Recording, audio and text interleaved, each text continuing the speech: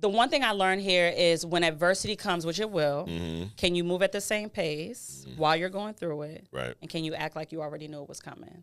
It's always been my mentality. I knew there's a storm coming. There's going to be a storm coming for me at another level. Yep. New level, new devils.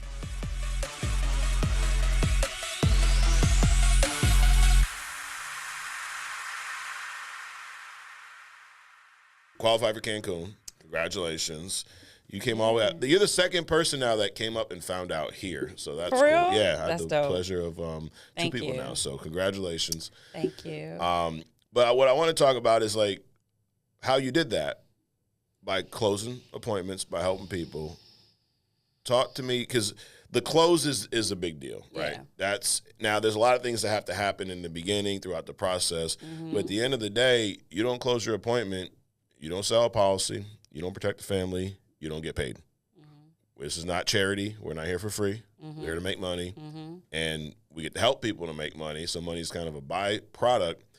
But let's talk about that close, KG. Yeah. What do you want to know about it? Just how do we How get do you there? close? Okay. So I think there's many factors that comes into a close in the process, like, and just not reading the script, but like, let's have a conversation with the client. And your telesales, virtual, in-home, what are you doing? All telesales. All telesales. But I went through my process. Okay. Okay. And you everybody has their own. Sure. You don't know if you're going to be good right away or if you're maybe going to learn and really figure it out 2 months from now. Right. You just have to be consistent. And I think if you put your head down, I know we're talking about closing, but I think if you put your head down for at least 60 to 90 days of being consistent and really like going in on this thing, we would have a very different conversation. Absolutely. More smiles, more money. Yep. And moving forward, Right. action. As far as closing, I like to close up front without them knowing that I've closed them, so that the rest of the appointment is a breeze. Yeah. Because I don't know if you've ever felt like asking for banking information was the most uncomfortable thing. It was for me. Early on it was, yeah. Yeah, social, all of that, right? So I'm like, I had someone steal their banking info back. Ever tell you this? no. Because I was bad at it, so I would wait till the very end. I got everything signed. I'm about packing up, and then I would like do the whole conditional receipt here, Yes. temporary insurance, which and like I'll be like, the only thing they need now is a voided check. You know what I'm saying? And they're like, huh? What we need that? And they started, what do you need that Yeah. for? So I was going back and forth with this couple, and they gave it to me. Very hesitant. I had to use the bathroom because, you're out on the road. Yes. You've been there, right? I'm like, I got to go because I got another appointment. Yes. So my dumb ass leaves the application on the table. Now, it wasn't a deal anyway. So Right. I get up, use the bathroom, come back, grab all my stuff. We get back to the office. I met Sean at the office, had a stack of apps. We were out all day. We're going through, scrubbing them. I know, you're like, where is I had this one app. Yeah. I'm like, yo, you seeing a check laying around? He's like, no. Sean, his life is like, yo, they took it, huh? I'm like, yes, they did. Yep. So, but I knew it wasn't them. Yeah. I needed to change. So, yes, I have felt that. Yeah. And I'm like, okay, so what way, and this is me from plugging in, listening to top producers close. I was like, all right, how can I structure where I close them up front without them knowing that, with the questions that I'm asking, without them knowing that they're being, so that the rest of the appointment is a breeze. And so for me, it was telling them up front what we were doing. Okay. Letting them know what information I needed before I opened up the application. So I'm a client. Talk to me like you would them. Okay. So we're getting, like, we're about to close, right? Yeah, the opening close, the one where you say you try it first. Okay. So, well, let's take it from the beginning of the appointment so you get the closing questions, right? Yep. So, Mike, my job is pretty simple. I work with families like you 6 days a week, sun up to sundown, really excited and passionate about helping families. And my job is pretty simple. My job is to figure out what's going to be the best plan for you at the best rate and make sure you understand everything. Okay. Does that sound fair? Yes. Okay, perfect. And then before we even get started, I need you to know exactly who I am. And you get some people, they're like, well, why I need to know who you are? And I'm like, because once I start asking for personal information, I'm not gonna want any kickback. Does that make sense? Yes. Okay, I do say that. Okay. And they're like, oh, okay, I get it. I take my job very seriously. Yep. There's consequences when you don't do the right things. I need you to know who I am. Not to say that I'm going to do anything, but just for proof that some at ease, I'm a licensed professional. Yep. Okay. So, Mike, I'm going to ask you a few questions. Okay. Some will be financial, just to figure out, find something within your budget. And then the second set of questions are going to be basic health questions. That'll help me navigate to see which one of the top 30 A-rated carriers that we partner with is going to offer you an approval today. Got it. Does that make sense? Yes. Okay. Now, I know this was super important when you fill this out, right? Who was the most important person you were thinking about leaving this policy behind to when you're not here? My wife and kids. Awesome. Okay. Now, normally I have the wife on the appointment, right? Okay. But at this part, hey, do you and your wife make important decisions like this together? Say no. No. Okay, perfect. So if we get down to the bottom and we find a plan, the only thing we can do today, Mike, we can't make any decisions today. We can get you approved. Mm-hmm. Now, you're going to be pre-approved. Okay. It takes 1 to 5 days for the home office to give you a final approval. You get a policy in the mail, contract, nice and pretty, 7 to 10 business days to read over everything very carefully. And then you have 30 days to make any adjustments if you want to increase or decrease the policy. Got it. Does that sound fair? Yes. Okay, perfect. And then, so what was your biggest concern? Is it that you don't have insurance and we're looking for more, or you have? Yeah, I don't have insurance right now. How long you been thinking about it for? A few years, since we bought the house. Okay. What's been the biggest reason you haven't gotten it? Was it health or price? Price. Okay. Yeah. Now, Mike, just off the record, right? Mm-hmm. You do know that insurance doesn't get cheaper. It gets expensive. Yeah, I've heard. So is it safe to say we can stop procrastinating today? Yes. Okay, so we can get this done today? Yes. Okay. I just closed you. Yep. Now we're going to go through the whole process. Right. And what do they normally say? Okay. Okay. Yeah. And then I'm just looking for quotes. Perfect. Yep. I'm not you can get that online, but Mike, are you aware that quotes don't pay your family? Yes. Okay. You understand that doesn't mean you've been approved. Correct. It's just a quote. Yep. Okay. Were you looking for someone to help you get approved and show you and help you understand everything and really get you the best deal? Or were you just looking for quotes and never leaving a policy to your family? No, I want to get a policy. You want to get a policy? Yeah. Okay. Got you. So how long you been thinking about it? A couple years. Okay. Let's get this done today? Yes. Okay, that way you never have to worry about it again, right? Right. Okay. And I'll be your personal broker. Like any questions, concerns, even when that time comes, I'm the one that's stepping on the insurance company's neck to get the check to your family. Mm-hmm. Are you okay with that? Yes. Okay, perfect. And you're doing all this before you even ask any questions. Yep. And then, so I ask the questions. Yep. I make sure they're ready. Yep. And then through the application process, I'm building the relationship. Mm-hmm. So I'm like, hey, what's your favorite team? Oh, but right. Hey, I didn't mean to interrupt. Mike, what's your social? Yep. Perfect. So, it's comfortable for me to ask for those things. Now, before I go into the information, the application. Yeah. So, Mike, I'm going to pull up an application. Remember I said the only thing we can do today is get you pre-approved, right? Yeah. And the reason why I provided my personal information up front is because I'm going to pull some personal information from you during the application process. Here's what I'm going to need to make this process simple. Your ID and your billing information, which is your routing and account to set it up. Now, I'm sure you get this, right? Well, what do you need that for? Well, number one, they got to make sure you can afford it, okay. Right? Number two, the social has to match the death certificate. Got it. We don't want to be paying some random policy out to somebody and your loved one you've been paying for it this entire time. Is that correct? Yes. Plus there's no nurse coming out to see you. They're just pulling your prescription history. The only way they can really identify you to pull that information is it's attached to your social. Got it. And so they're like, oh, okay. Yeah. Yeah. And then they give it. Yeah. Now, how long did it take for you to, I don't want to say do this the wrong way, but do this, how long did it take to figure out that you needed to do that in the beginning? Well, for the first 2 weeks of even attempting telesales, I booked 20 appointments a day and didn't close anything for a few weeks. You didn't close anything for a few weeks? No. And you met with? And I was like, because at this time I had just had surgery. Yeah. My car had broke down, and I was diagnosed with arthritis. Okay. So I had a cane. I was walking with a cane. Really? And I couldn't Oh, so you didn't go telesales by choice. No. You're like, I can't go out in the house right now. I was trying, and I was struggling. Somebody should have had a camera on me, struggling to go up the steps. Yeah. With a cane, training an agent. They're carrying all my stuff. It was not. With arthritis where? Your knees, back? No, it just decides where it wants to plant itself. Got it. But at that particular time, I had developed it in my knee, and then it went to my foot, and then it just, it was crazy. So by no choice, you're doing telesales. Yeah. So what was it like there? Because I really like to talk about what you had to change, because there's people that are in that position right now. Yeah. Where you were in those few, how many weeks was it? 2 weeks. 2 weeks, no sales. Well, I mean, I had sales, but they weren't like from the telesales. Got it. It was like, I'm going back to old leads. Like, got it. Hey, you told me to follow up. Yeah. Follow up. But no new telesales. No. What were you doing wrong? I didn't have a script. Okay. Right? So this person's not here anymore, but one of the leaders this is why live dials is so important. Yeah. Because had I been doing this by myself, I probably would have quit. Did you start by yourself? Telesales? No. I've always been. Okay. Yeah, we've always had like, I knew that coming from the other company, I knew the importance of being in a group. Showing up, basically. Yeah.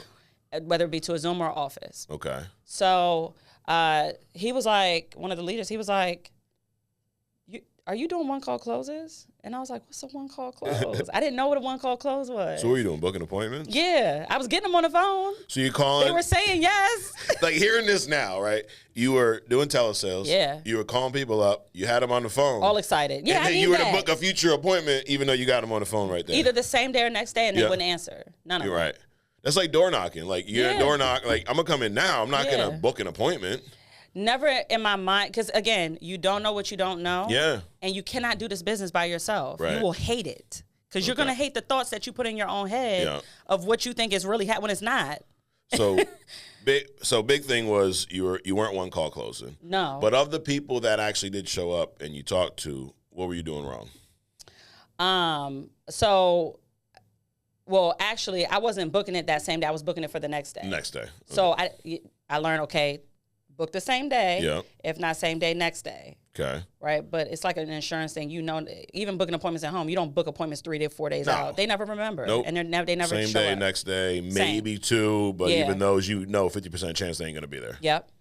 That, also the script. Yeah. So my first time using the script, I closed. Okay. And when it happened, because he was like, you don't know about this? I was like, no. He was like, the same way you show up to a house, he was like, what are the chances of you getting back in that house after you've already done the presentation and giving them a quote? I'm like, I never get back in the, they never answer. Nope. He was like, that's what you're doing right now with telesales.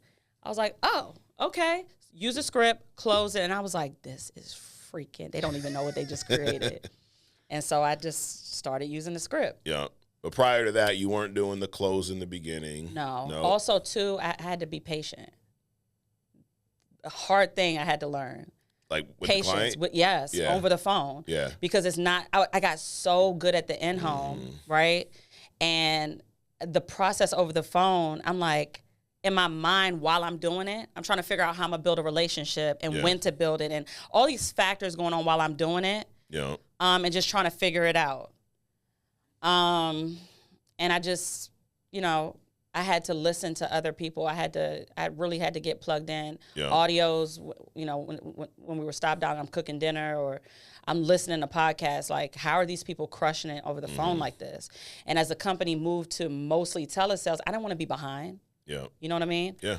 My attitude, right? You attract more bees with honey. Yeah. And so even though we love as agents to feel right, you know what I mean? You're turning the client off in the process. Yeah. And I know there's a few sales in there that you were doing that early on. Yeah. Yeah. You know what I mean? And in a way where they would be on the phone and I would just try to rush to get to the sale. Okay. Because I'm like, this is taking too long, or my conversation might be too long. Yeah. Little things like I get all the way through the application and they don't have a bank. And like, yeah. Okay, now how am I going to ask it up front so this doesn't happen again? Right. And I had some of my biggest months. When you made the change. When I made the change. Yeah. I had to put my head down. Yeah. Because I was also paying off a really tough debt that was rolled to me that was fraud. You remember the... Yeah, what was it, like $70K or something? Yeah. Somewhere around 70, yeah.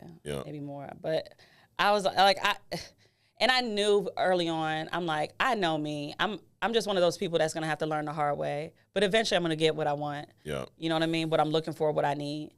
So that nobody else has to go through it. Right. And then hearing that I wasn't the only one. And there's people that had way more than I did. Mm-hmm. And I'm like, well, now I'm never going to, I didn't want to ever talk about it again. But it's like sometimes you got to talk about that stuff. Yeah. How long did it take you to pay it off? A couple years. Yeah. I think. Yeah. Because, I just gave the payment. Now, this may be a stupid question, but I'm going to ask because there's people that wouldn't have done that. Why didn't you quit? That conversation that I had with when I first started insurance at the other company. Yeah. So you still play that back? Yeah. Because so the one thing I learned here is when adversity comes, which it will, can you move at the same pace while you're going through it? Right. And can you act like you already knew it was coming? It's always been my mentality. I knew there's a storm coming. There's going to be a storm coming for me at another level. Yep. New level, new devils, right? Yep. Cool. Yep. Not a problem. But I got to have a story to tell. Right. And more than anything, any great story has a protagonist, and absolutely, I need them. Yep. Haters, all that. And I don't care who you are. Everybody's going through shit. Yeah. So it's like if what is hitting you now, if it's a dad, an agent quit, whatever it is, take a step back and think back. I guarantee you there's something you've gone through that was harder than that. Yeah. Those are, it provided battle scars. Yeah. You know what I mean? Like, that's my stripes. Yep. You know what I mean? But I'm grateful because also too, what I had to do is start taking accountability. You know what I mean? Like, yep. I remember you weren't before. Well, I didn't know that that's what I was doing. Okay. Because I was just so mad at the people that rolled me dead. Because I'm like such a great person. I'm like, why would, and I got a child. Right. And I'm doing this, like, where I came from. I wasted 6 years at the wrong company. Yeah. Why would you do that to me? Right. Right? But I'm big on karma too. Yeah. So I was always mad. And then I was like, no, you just kept them too long. Right. Because you can't change them. No. And like you saw the red flags and you just let it keep going. So 100% responsible for, you know what I mean? Because you can even still make mistakes while being a really good person. Just being too much of a good person. Right. It's a such thing. You know what I mean? So I think those red flags are always there. I call it the honeymoon phase. Yes. Right? Like I've been married almost 20 years. Yeah. Okay. And there's things that I do now that I've always done. Yeah. That drive my wife crazy, right? Yeah. Like, why you leave your shoes there all the time? I'm like, I've been leaving my shoes there for like 15 years. It ain't now. It's that early on. Now that ain't a red flag, but it's like it was there. Yeah. You're in the honeymoon phase. Small though. example. Nothing that you do bothers me. I'm like, she's so it's like, amazing. oh my God, we're using the bathroom together. Yeah, exactly. You smelling mine is so cute. After a while, you like. Now it's like, why you chew like that? Like, you know what I mean? But with recruiting agents, it's the same thing. The only difference is these red flags are going to hurt you. Yeah. Me leaving my shoe, unless she trips and falls, and she'll put hers on the stairs. I'm like, why leave them on the stairs? She's always left them on the stairs, KG. But now I'm like, why are you leaving them on the stairs? It's just like, now you're paying attention. Absolutely. But it's the same thing with agents. Those red flags are there before they write their first policy. Yeah. In the way they deal with you, their attitude, their history, whatever the case. But you see those, and we get so caught up in I got a guy. Like, next time someone says this to me, I want to chop them. Those are the ones that aren't your guy. I got a guy. Yeah. No, you don't. No, you don't. It's always been the person that you least expect. Yep. And who's had the toughest road. You know what I mean? Yeah. So that's why I tell people, like, I don't go all out for it. Like, instant success scares me with new agents. Right? Yep. Because it's like, if you ain't never hit a little patch. Yeah. Yeah, I'm with you. I'm almost more nervous when they start fast. Yeah. Like, because now you've not gone through anything. Exactly. And you're always expecting to win. And business, it's this. Dude, I lived through that. I started in December of 2009. I was working construction. Was doing this part-time. I sold 10K my first month. Now, this is like 15 years ago. Yeah. So back, I was like, oh, 10K, awesome. Yeah. Then I sold 20. Then I sold 30. And then I hadn't even had a chargeback yet. Like maybe one of small ones, but nothing crazy. So then in that March, I sold like 30-something thousand. I had 2 back-to-back pay weeks of over $5,000. I'm like, yo, this is awesome, man. I'm used to making like 30, 40 grand in construction. Until Charlie shows up. Yes. And then the next week, KG, I'm looking at my commission statement, like, why is there no money coming? I wrote all these policies. And Sean's like, did you have any cancel? I'm like, I don't know. Where do you look at that? We look it up. I did the same thing. Yep. I did the same thing. But I didn't have that adversity early on because I had success early. And then it hit me. And I'm like, oh, shit, what I'm doing is not right. I need to change my process. But that's, like you said, the accountability. Yeah. I can't change the clients. You can't change the recruits. But what you can do is change the way you handle situations. Exactly. So what have you done differently? I know we started talking about the close, but I think we hammered that. But as far as recruiting agents to avoid debt, what have you done differently since that? So we started out recording a statement that they would provide on video. Yeah. And I was like, oh, my email's filling up quick. It's getting too. So now we got the agent agreement form. Like before I work with you and before you write any business, I need your social, I need all of this, and I need you to agree that any debt that you acquire that you don't pay or rolls up or anything that rolls up to you, you're 1,000% responsible for it. So hit them up front. Yeah. The same way, so like, how's this title what we're talking about? The same way in your appointment, you're talking about banking. Up front, health questions, personal information, getting a policy, not just, we'll see if you're eligible. No, you're not. You're committed. No.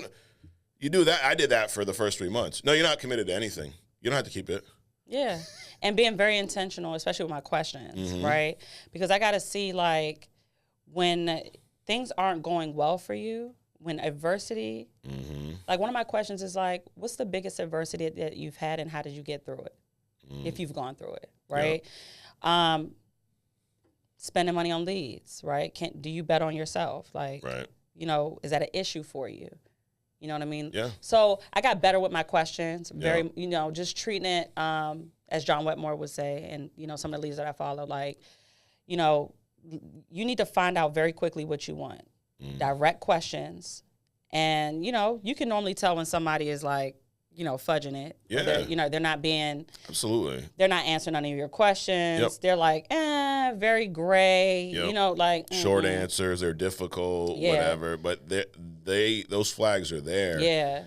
But on both fronts, in the appointment and recruiting, you got to know when to walk away. Yeah. You got to know when to go, you know what, KJ, is probably not for you. No, I want to work with you. It's probably not going to work. Right. Call somebody else. Yeah. Same thing with your appointment. If it ain't going right, like, you know when to walk away. Yeah. If not, what you do is you end up wasting an hour with someone. Yeah. Like now, agents will say, well, I mean, I had this going on, this. I'm like, you're not ready. Like, it's okay to not be ready. Right. Right? But call me when you are. Right? Because you said you wanted bop, bop, bop. This is the only way this is going to happen. Right. We knew adversity was coming, remember? Okay, so now I know what you do in adversity. Like, let me know when you're ready, but I can't give too much time. Right. There's enough people out there. Oh, and then I tell them up front, listen, I'm a solutions person. So you don't get to complain with me. We're going to talk about what you're going through, but we're going to talk about how to get out of it. Yeah. We're going to talk about the solution. Yeah. And they don't want to, you know, if they don't want to talk about the solution, like, okay, well. Well, then it's just a complaint. You're just bitching. Yeah, I can't. Yeah. We have a rule here with staff. Like, you don't complain unless there's a solution to that problem. Exactly. Well, might this happen? I know. Is there a solution? No. All right. Then why are we talking about it? Right. Who cares? Right. Move on. And why should you move on from an agent that has red flags? There's over 1 million licensed life insurance agents in the United States. Okay. We had last year, I think, 16,000 that got paid with us. There's 1 million. Why you care about this one individual if they're not a good fit? Move on. Move on. Because you don't make people and you don't make winners, you find them. Correct. And so, like, when I think about myself, even though I know everybody's not going to come in like me, but no one had to tell me to take my license 7 times. Right. Nobody had to tell me to read the script. Right. They just handed it to me. They're like, well, they told me to, but I did it. You know what I mean? Like, nobody had to force me. Like, nobody had to tell me the same thing over and over and over. It's like, oh, my God, you're beating a dead horse. Yep. You know, but, again, and coming from a building company and coming over here, I've learned so much because it's different when you're producing at a high level, but you're also squeezing in that time to build a business. Right. So I knew sweat equity up front. Is a real thing. And I've wasted a lot of time with the wrong agents and the wrong people who just, they didn't even do the right things. Right. And I'm excited about this rebuild that I'm going through. Yeah. Because now I'm 1,000% more intentional. And I'm seeing, like, it's like you go through a bad marriage, a few of them, you're like, okay, I know what red flags are now. You know what I mean? Yep. Like, I can see them clearly. Yeah. It's the same thing here. Yeah. After you got burnt, you know what to look for. And then if I accidentally hire, because I'm not going to always get it right. Right. The numbers are less. Yep. And my attention for them is short. You're going to sniff it out sooner. It doesn't mean you're going to prevent that. You're not going to prevent that. It's like if you own a department store, there's a certain amount of shit that's going to get stolen. Yeah. You ain't going to stop every 8-year-old from stealing a piece of candy. Or that's the part of business. Yeah. But they're walking out with TVs and shit. Like, wait a minute. Everybody slow down. Like, if they keep walking out with TVs, you know what I mean? Like, you're out of business. Hold on, wait a minute. Right. So you can't prevent all that. No. And then, so last thing, tying it back to the appointment. How do you know when to walk away? Because one of the things that took me a long time because I was stubborn, dude. I'm like, I'm going to close you. Yeah. I'm going to close you. Meanwhile, I'm missing my next appointment. Yeah. Because my stubborn ass won't just get up and walk out because I'm like, I'm going to get you by policy. And I could. And then you cancel the next day. It's not worth it. Yeah. Then I learned the magic of just going, you know what? Have a nice day. Yeah. Take care. Yeah. Yep. Just tell me right now you're not going to buy insurance so I can leave. Yeah. And leave that window open. How do you know when to walk away? After I've handled the objection 3 times. Okay. And I like, and when the team is watching, I'm like, whoever's watching, I'm like, listen, it's okay. Not everybody is supposed to be your client. Right. But our objection and handling it is so good. If I've given you 3 and your family is still not important to you after I go over those 3, like, hey, Mike, listen, respectfully, I can't want this more for you than you want it for your own family. Right. But I'm here to help when you're ready. Yeah. So if anything, could you think about me when you do decide to take up life insurance? Hopefully when it's not too late, like some of my clients. They're like, yeah, sure. Yeah. I'm like, all right, have a great day. That's it. So, but I rarely have to do that because my question is so good up front. What was your biggest, like you have to sell me on why I should sell you life insurance. Right. Right? And I think that's another thing, too, agents have to learn is when to write and when not to. You know Absolutely. what I mean? And so if the why is strong enough, I want $100,000. Okay, what would you like that policy to do when you're not here? Is there a mortgage you're trying to cover? Do you have some debt? Do you have maybe some businesses? Why do you need that? Because I just want $100,000. And that's, right. You know what I mean? Yep. And then, the red flags are there. Because then it's not just $100,000. It's how much? Yep. Oh, my God. That's expensive. Compared to what? Right. I don't know any other insurance that's going to pay out when you pass away. But you're dropping like $300 to $500 on car insurance. Make that make sense. Yep. Homeowners insured. You get your cell phones insured. Everything's insured. So they either hang up. Yep. Right? Or you're closing or you book the appointment. There's no in between. Right.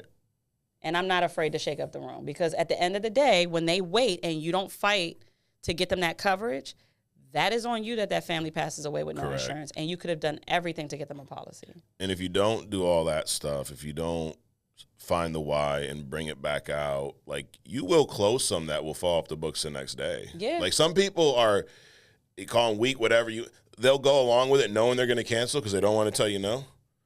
And you think you have like this lay down, then you start skipping steps that you should have, that you always do, right? That's why the script is important. It's so important. Well, it's a lay down. They're going to do it. No, still go through your script. Because if you don't close, you missed something in the beginning. Yeah. You got to set it up. Yep. You know what I mean? I'd rather walk away than write a policy that's going to cancel. Facts. Now, I'm not saying go walk away from all your appointments.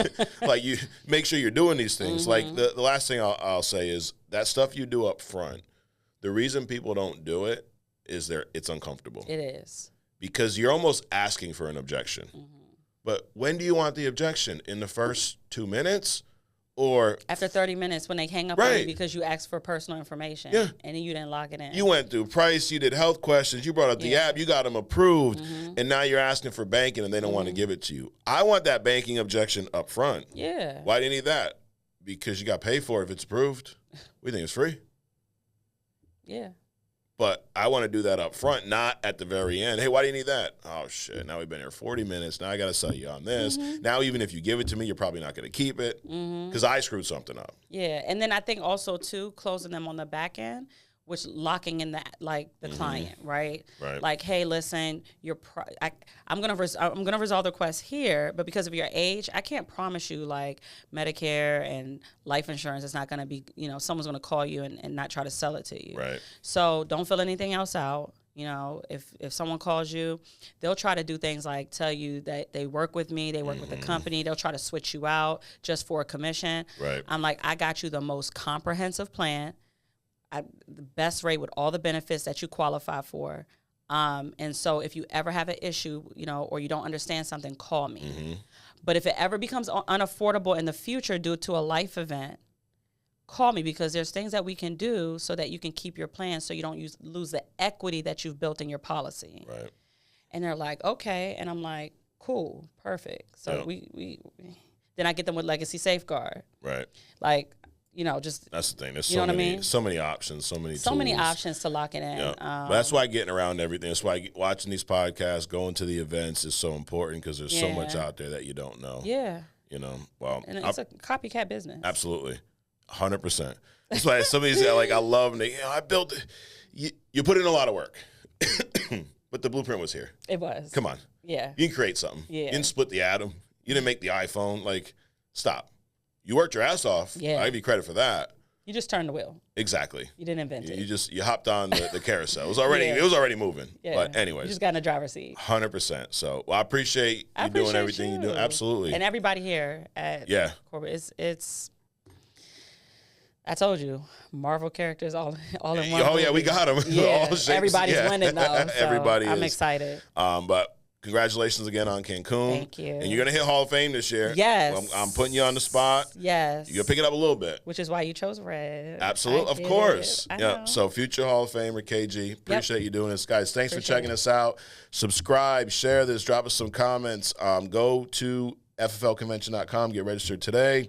IgniteEvents.com to get registered for that event. Hopefully we'll see you at those two. And hopefully you're on track to hit Cancun. Let's go. With Cancun with KG. Let's have some fun. So appreciate you guys. Thanks for checking us out. We'll see you next week. Thank you.